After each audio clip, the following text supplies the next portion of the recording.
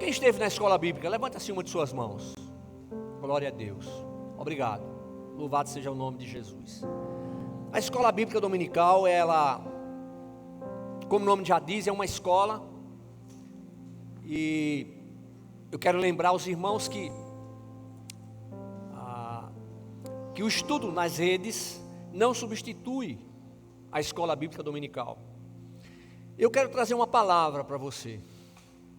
Eu não tenho nenhuma dúvida de que é uma palavra que vem do Senhor. Evangelho de João, capítulo 13. Abre a sua Bíblia. Irmãos, eu confesso para vocês que todas as vezes que tenho a oportunidade de ministrar a palavra, é um momento muito especial e eu temo e tremo para falar exatamente aquilo que está sendo dirigido pelo Senhor, para poder realmente ouvir a sua voz e transmitir a sua igreja. A igreja é do Senhor Jesus. Ele é o cabeça. Eu vou usar um termo bem claro, ele é o dono da igreja. Ele entregou a sua própria vida para que pudéssemos ter vida e vida em abundância. Não podemos nos esquecer de que quando declaramos a Jesus Cristo como Senhor, único e suficiente Salvador, não recebemos somente a bênção da salvação, mas a presença do Senhor. E a palavra nos ensina que precisamos viver por fé. Fé é você ter certeza, nós termos a certeza de que já recebemos aquilo que ainda não conseguimos ter. Então viver por fé é confiar no Senhor. Então não esqueça que o amor que o Senhor tem para conosco é um amor proposital, ou seja, Ele resolveu nos amar. É um amor que ultrapassa a tudo aquilo que a gente possa imaginar. Um amor tão grande que Ele deu o seu próprio Filho para tomar o nosso lugar lá no Calvário, levando sobre si os nossos pecados, as nossas iniquidades. E quando a gente conhece a palavra e vê claramente o que o Senhor está falando, o Senhor está fazendo, Ele fez do seu próprio Filho pecado, para que nele, no Deus eterno, sejamos feitos justiça e santidade. Aí o texto diz, provenientes do próprio Deus. Então o Senhor nos ama. Nós somos importantes para Ele, no sentido do amor que Ele tem, do cuidado. Mas é preciso também lembrar que estar com Cristo, ou estar em Cristo, não é sinônimo de que não teremos lutas. As aflições fazem parte da vida. Agora em Cristo, sejam quais forem as dificuldades, sejam quais forem as aflições, a presença do Senhor é real. Amém? Então precisamos crer nisso. Precisamos crer que esse amor tremendo do Senhor faz com que Ele cuide de cada um dos seus filhos. Eu gosto de pensar nisso. Muito antes de tudo ser formado, Ele já nos conhecia. E o Senhor Jesus, Ele, antes de voltar para o Pai, Ele deixou vários ensinamentos para a sua igreja. E quando estava ontem meditando na palavra, orando, é uma batalha tão grande, irmãos, porque muitas vezes é um paralelo muito estreito entre aquilo que a gente tem no coração e aquilo que o Senhor quer que a gente fale. E o Senhor me mostrava algumas coisas que eu não tenho nenhuma dúvida de que podem ser resolvidas hoje, agora, dependendo somente de cada um de nós. Ele já fez todas as coisas, tudo está preparado.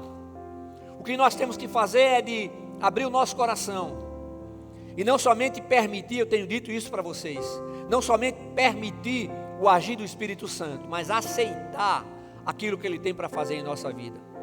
Então eu peço que você preste atenção naquilo que a gente vai falar. Fique ligado, não se desligue, fique aqui com a gente, certo? Como o pastor Murilo diz, quem está aqui, a propósito, ele não está conosco, porque ainda tem alguns dias de férias, e ele está tirando esses dias, e logo essa semana já estará conosco. Amém? Evangelho de João, capítulo 13, versículos 34 e 35. Eu vos dou um novo mandamento, que vos ameis uns aos outros, assim como eu vos amei, que também vos ameis uns aos outros. Nisto todos saberão que sois meus discípulos, se vos amardes uns aos outros. Amém? Quando a gente vê o Senhor falando sobre amor, é algo tremendo, porque Ele nos ensina que devemos amar os nossos inimigos, eita Jesus, e orar por aqueles que nos perseguem.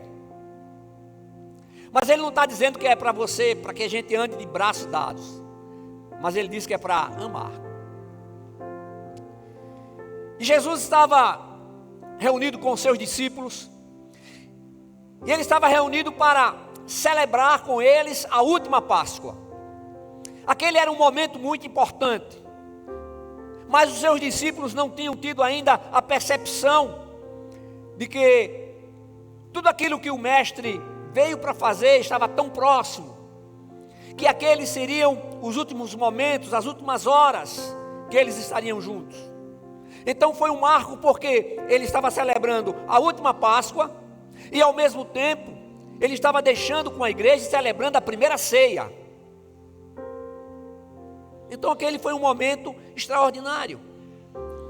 A Páscoa lembrava a saída do povo do cativeiro no Egito, e também tinha um anúncio, anunciava a vinda do Messias. Jesus Cristo é o Messias, o enviado de Deus ao mundo, como Ele próprio declara lá no Evangelho de Lucas: eu vim para buscar e salvar o que se havia perdido. Amém. A Páscoa, naquele momento, chega ao seu fim. A Páscoa foi feita para culminar na ceia do Senhor. A Páscoa aponta para o sacrifício do Senhor. Não há mais nenhuma necessidade de apresentarmos sacrifícios ao Senhor. Não há mais necessidade de sacrificar cordeiros. Cristo é o Cordeiro de Deus que tira o pecado do mundo. Muitas coisas para os apóstolos ainda não eram compreensíveis. E o fato deles não terem percebido a importância daquele momento não significa que eles não estavam conectados com o Senhor, mas que eles ainda tinham muito a aprender. Ainda seria, digamos, uma longa caminhada. O falso apóstolo já tinha se retirado do meio deles. E Mateus, sob inspiração divina, ele descreve aquele momento tão importante de uma maneira muito clara. E ele diz assim: enquanto comiam, Jesus tomou o pão e, abençoando-o, partiu e o deu aos discípulos, dizendo: tomai e comei, isto é o meu corpo. E tomando um cálice, rendeu graças e o deu a eles, dizendo: bebei dele todos, pois isto é o meu sangue, o sangue da aliança derramado em favor de muitos, para perdão dos pecados. Mas digo-vos que desde agora não mais beberei deste fruto da videira, até aquele dia em que beberei o vinho novo convosco, no reino de meu Pai. E, depois de cantar um hino, saíram para o Monte das Oliveiras. Mateus capítulo 26, versículos de 26 a 30. Jesus chamou a ceia de novo mandamento, porque serviria para autenticar o cristianismo diante dos homens. novo mandamento. Mas o Senhor deu um novo mandamento também, como acabamos de falar, no sentido de amar ao próximo, amar uns aos outros.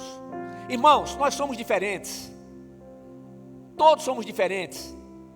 Deus não repete, ou seja, cada pessoa é uma pessoa. Hoje nós podemos comprovar isso pelo DNA, mas o Senhor já tinha feito isso. Então Ele criou cada pessoa, e não existe uma repetição. Pode ser alguém muito parecido fisicamente, questão às vezes de costumes, mas não existem duas pessoas exatamente iguais. Nós convivemos como igreja, e convivemos com pessoas que não são iguais a nós. Agora é necessário que tenhamos muito cuidado, irmãos, para que a celebração da ceia do Senhor não se torne apenas um conceito em nossa mente, mas que ela seja realidade em nosso viver diário. Por nós mesmos não conseguiríamos, mas uma vez diante do Senhor, disponíveis para o seu agir, Ele não somente nos fortalece, mas nos capacita. Há quantas vezes Ele nos mostra a necessidade da gente orar por alguém? Quantas vezes Ele nos mostra a necessidade de correção na nossa própria vida? Eu vos dou um novo mandamento, que vos ameis uns aos outros, assim como eu vos amei, que também vos ameis uns aos outros. Nisto todos saberão que sois meus discípulos, se vos amardes uns aos outros. Nada que Deus faz é por acaso. Ele sempre tem um propósito em tudo. Deus não ama mais alguém a um do que ao outro, não. O amor dele é absoluto. Ele ama a todos por igual. Nós estamos iniciando mais um ano em nossa vida. Grandes são os desafios, incertezas em relação ao nosso país. Mas a pergunta é: como estamos determinados a viver nesse novo tempo? Quais são as nossas expectativas no sentido de relacionamento entre nós, irmãos em Cristo, membros desta igreja?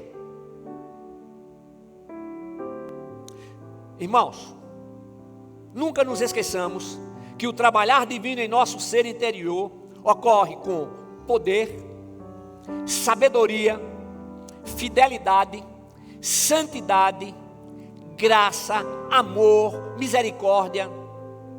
E esse trabalhar nos traz a conscientização de que precisamos ter como prática em nossa vida o fruto do Espírito. Por favor, igreja, não são os frutos do Espírito, é o fruto do Espírito. Qual é o fruto do Espírito? Amor, alegria, paz, paciência, benignidade, bondade, fidelidade, amabilidade e domínio próprio. Então surge a pergunta: será que quando eu olho, cada um pode fazer essa pergunta para cada um, será que quando eu olho para o meu irmão, a minha irmã, será que eu estou vendo, eu estou tendo a percepção de que Deus está trabalhando naquela vida?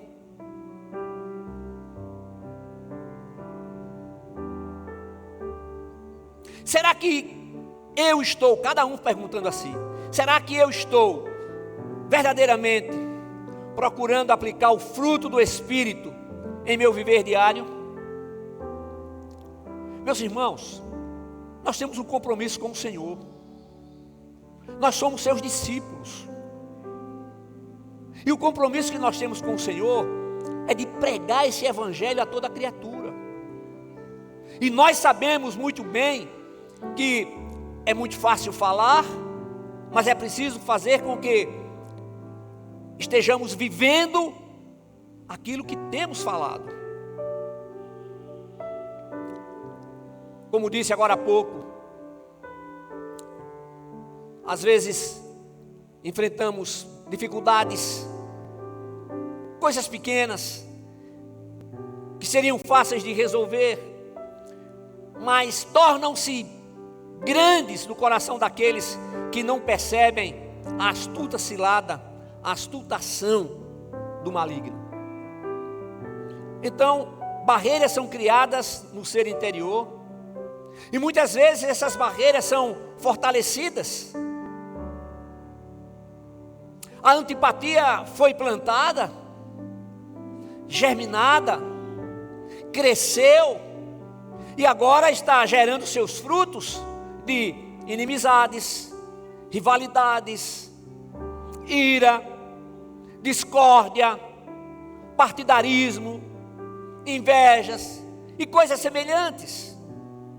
E nós sabemos que os que praticam tais coisas não herdarão o reino de Deus. Deus não nos constituiu por juízes. Não, irmãos. Ele não constituiu alguns para estarem fiscalizando a vida dos outros. Não. Não. Ele nos ensina, ele nos mostra que cada um prestará contas de si mesmo. E nós temos uma facilidade muito grande para perceber a falha nos outros, quando muitas vezes falta a percepção de perceber as nossas falhas. E sabe o que acontece? Algumas coisas que às vezes entristecem a gente. O Senhor usa quem Ele quer. Ele chama quem Ele quer. E aquele a quem Ele chama, Ele capacita.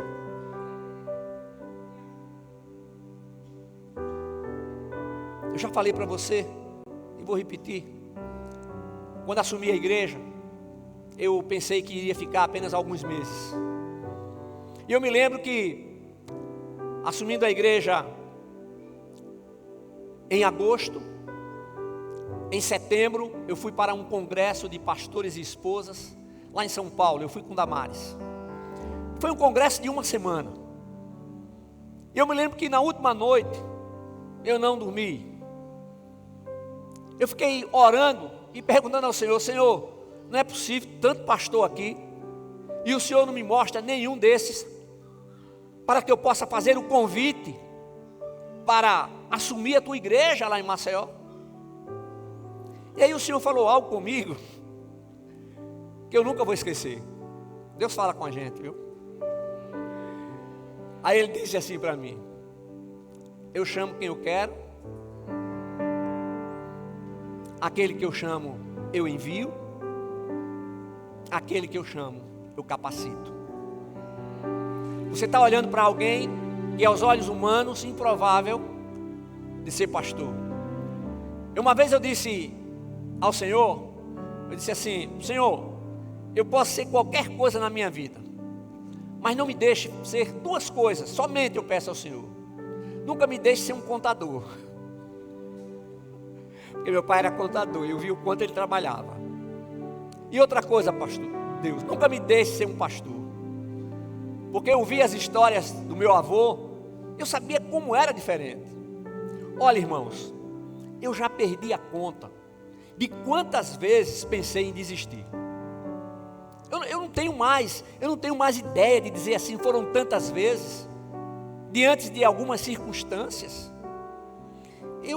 Às vezes eu perguntava assim: Senhor, o que é que eu estou fazendo aqui? Mas eu posso dizer para vocês que eu sou grato ao Senhor pela honra de poder servi-lo como pastor. Eu não vou desistir. Pensei muitas vezes em desistir. Não quero dizer que não volte a pensar, mas uma coisa eu garanto: não vou desistir. E eu posso dizer para vocês que esses 29 anos têm sido os melhores tempos da minha vida. É fácil? Não é fácil. Agora eu me lembrei de uma coisa que quando a gente era criança, fazia o culto doméstico, e aí no momento da oração, minha mãe orou com a gente, e ela saiu perguntando a cada um: o que é que você quer ser quando crescer? E aí chegou em um dos meus irmãos e disse assim: o que é que você quer ser quando crescer? Ele disse: mãe, eu quero ser um pastor. Ela disse: parece que eu estou vendo. Meu filho, que bênção maravilhosa. Mas por que você quer ser um pastor?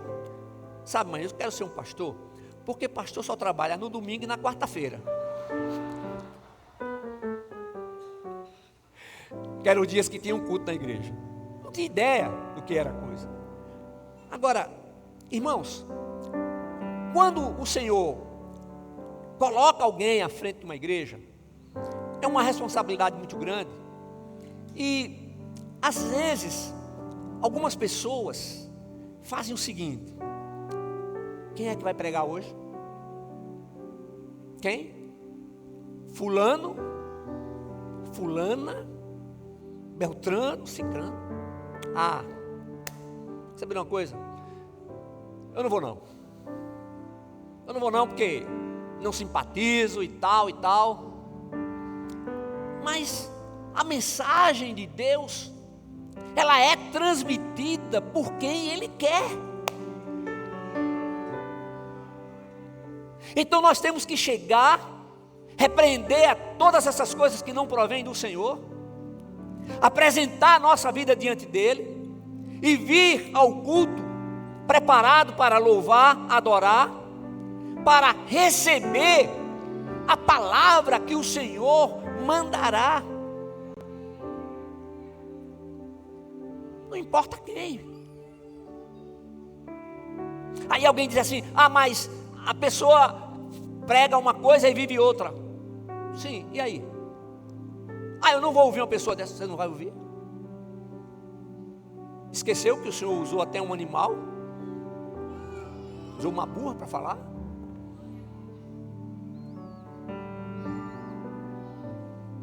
Esqueceu que o Senhor tem propósitos, tem planos? Amém? Esqueceu que o Senhor age da maneira dEle, Ele tem os seus propósitos. Você esqueceu que para exercer um ministério na igreja, você vai enfrentar muitas lutas.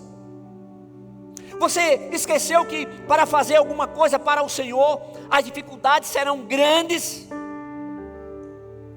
Mas você esqueceu também que diante de todas as lutas e dificuldades, independente do ministério, o Senhor está presente, fortalecendo, capacitando. Ele vai à nossa frente, Ele está à nossa retaguarda, está do nosso lado direito, está do nosso lado esquerdo. Ele luta as nossas lutas. Aleluia. Você esqueceu que você não está fazendo nada para o homem, mas para o Senhor. E se na hora que você chega, olha e diz: rapaz, não, vou sair, vou voltar. Você está colocando no seu coração coisas que não são agradáveis ao Senhor. E o Senhor diz: filho meu, dá-me o teu coração. E Ele usa Salomão para dizer assim: acima de tudo que deves guardar, guarda o teu coração, porque dele procedem as saídas da vida. Então, a gente tem que parar com essa história de olhar para a pessoa, olhou, eu já vi como é. Eu já sei que é assim, assim, assim. Tem que perder esse negócio de olhar e dizer assim: eu já sei até o que a pessoa está pensando. Meu Deus. O jeito da pessoa, se mexe para um lado, para o outro, se mexe com a gravata. Deus do céu. Nós temos que acabar com isso. Nós temos que entender que a igreja não nos pertence. E se eu colocar alguém aqui que não for aquilo que Deus quer que faça naquele momento, naquela hora, a responsabilidade vai ser minha. É por isso que eu disse no início que eu temo e tremo todas as vezes. Porque eu sei que eu vou estar diante do Senhor, eu vou prestar contas de cada uma dessas vidas. E lá, alguns anos lá atrás, eu me lembro que eu estava caminhando na praia e agradecendo a Deus por todas as coisas. E o Senhor me fez lembrar que eu tinha pedido a Ele para que a igreja não passasse de 600 membros. Porque eu achava que até 600 eu poderia guardar na minha mente as coisas. E o Senhor disse para mim, mas foi isso que você me pediu. E a igreja tinha chegado em 600 membros, e estava ali 600.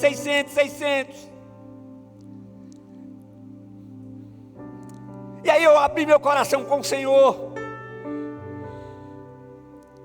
Eu cresci com o seguinte ensinamento: o homem não chora, mas aprendi a chorar na presença do Senhor. E ali caminhando na praia, eu pedi perdão ao Senhor. E aí as coisas começaram a acontecer, a igreja começou a crescer. Teve um momento que eu disse: Senhor, um dia que eu vou colocar o teu povo, onde vamos colocar essas pessoas, Senhor?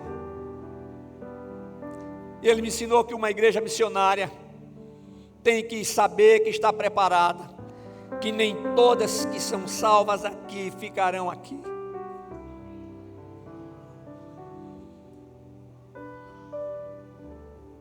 Mais uma vez, a igreja não é do homem, a igreja é do Senhor. E quantas vezes a gente está perdendo tempo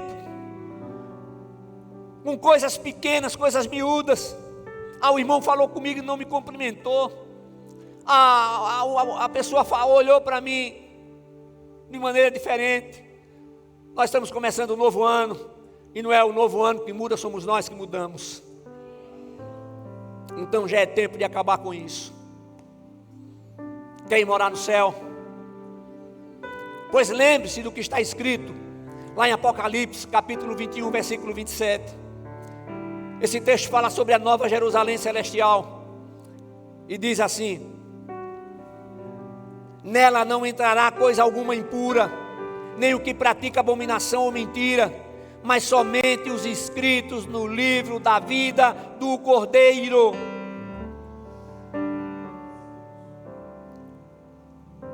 Quando a gente chegar diante do Senhor, o Espírito de Deus já tem trabalhado tudo na nossa vida.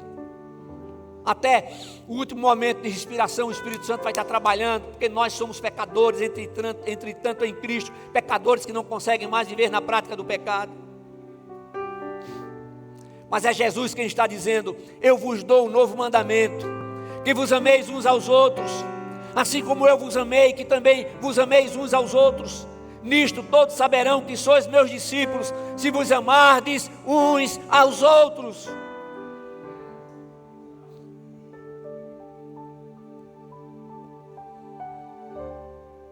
Venha para a igreja com seu coração aberto.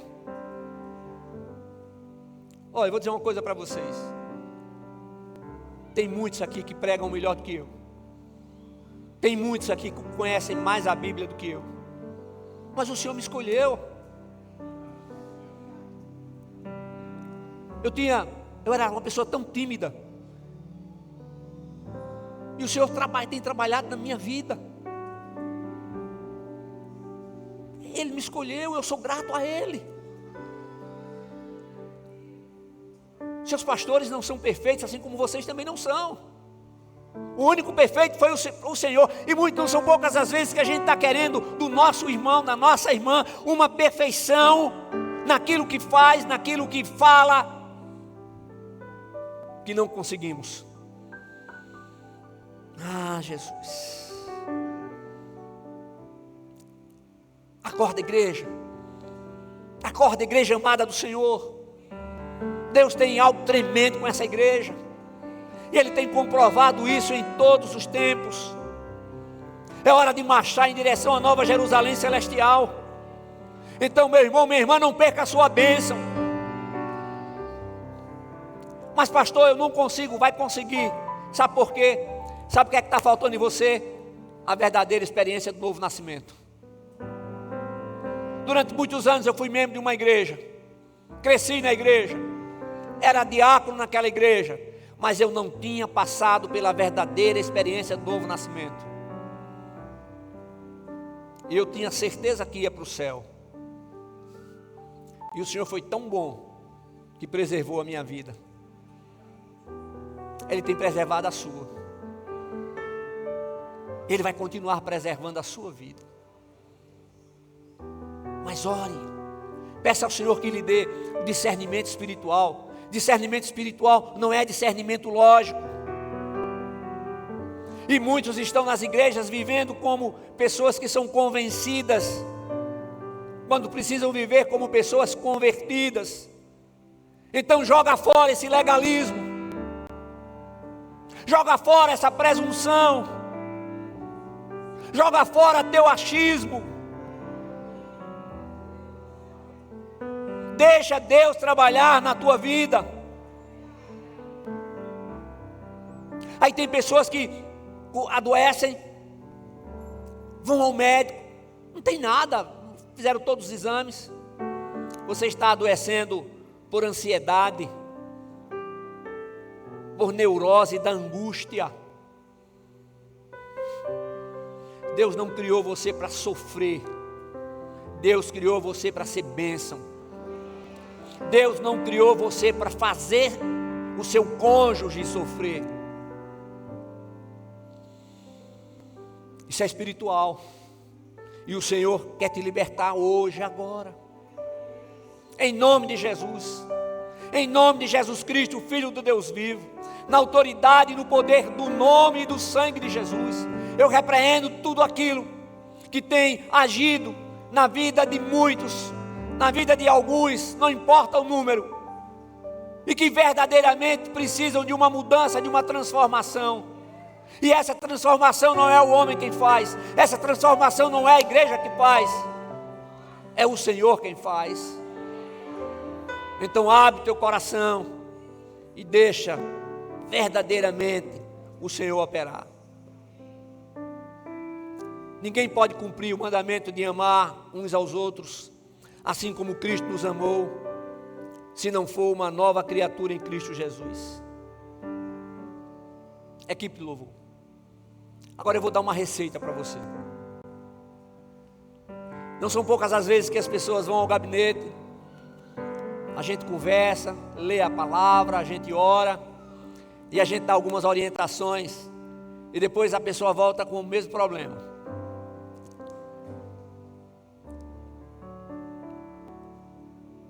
Eu vou dar uma receita para você, porque eu já usei na minha vida. Quando você lembrar de alguém que você não simpatiza, ou alguém que fez alguma coisa contra você, alguém que você não consegue nem ouvir a voz, fala, não precisa gritar, mas fala: Senhor, eu perdoo a fulano de tal. Pode ser 1, 2, 3, não importa o número, cita o nome. Aí você vai ouvir uma vozinha dentro de você: hipócrita, você é mentiroso. Como é que você está dizendo que você perdoa, se você não está perdoando, continua com o teu coração aí pesado? Aí você fala e diz assim: eu aprendi que perdão não é questão de sentimento, perdão é questão de obediência, perdão é questão de submissão. Agora você tem que acabar com esse negócio que vem, pede perdão e volta a praticar a mesma coisa. Você tem compromisso com o Senhor, então apresenta a tua vida diante do Senhor, e Ele vai mudar, no nome de Jesus.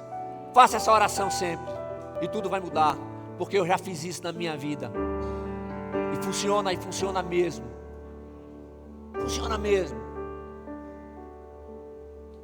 Você sabe, eu sou às vezes muito firme no falar, e eu não consigo mais ter raiva de ninguém, gente, sabia disso? Não tenho raiva não, tenho não. Tem sido um exercício de fé, porque eu venho de uma família, tanto por parte do meu pai como por parte de minha mãe, que o negócio não era fácil não. Mas nós temos que olhar para o Senhor e dizer: Senhor, eu não quero herdar nada dos meus pais, terrenos que não estão, coisas que não estão de acordo com a tua palavra, mas eu quero herdar do Senhor, o Senhor que me criou, o Senhor que é meu Pai eterno. Aleluia, glória a Deus, louvado seja o nome de Jesus. A garantia da salvação, aquele que crê, não é apenas um sentimento, mas uma promessa do Deus Criador. Responda aí no seu coração. Se a trombeta tocar agora, hein? Como é que está a tua vida? A Bíblia diz que vai ser num piscar de olhos. Pou! Não dá tempo de dizer ah. Quando você pensar de dizer o ah, já aconteceu. E não existe nada que mostre que o arrebatamento está próximo. Mas nós entendemos pela palavra que o arrebatamento será antes da segunda vinda de Cristo. E tudo que precisava para a segunda vinda de Cristo está se concretizando, está aí.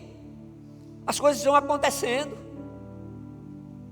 Os caras estão dizendo, não, esse ano de 2023 tem que colocar o chip.